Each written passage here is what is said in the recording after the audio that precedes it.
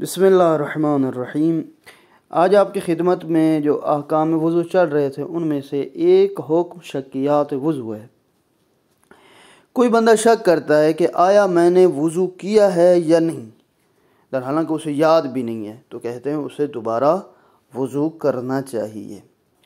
इसी तरह अगर किसी को नमाज में शक होता है कि मैंने वज़ू किया है या नहीं किया, या वज़ू सही हुआ या नहीं हुआ, तो कहते हैं कि नमाज को मुकम्मल करे और नमाज पढ़ने के बाद दोबारा वज़ू करके दोबारा नमाज पढ़े।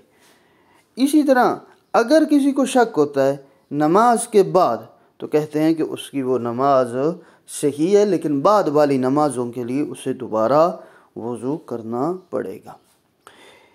वज़ू के दौरान शक होता है कि आया शायद बाजू का कोई हिस्सा रह गया है या नहीं, तो कहते हैं कि वही जगह जहाँ शक हुआ उसी को दोबारा वज़ू की नीयत से धोए।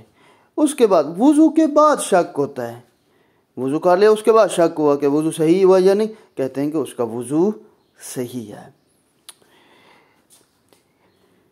फिर फरमाते हैं कि अगर किसी बंदे को जो कि वज़ू के बातिल होने या ना होने पे शक है कि आया कोई काम ऐसा किया या नहीं, तो कहते हैं कि अगर उसे यकीन था कि पहले वो ने वज़ू किया हुआ है तो उसका वज़ू वो बाकी रहेगा पहले वाला।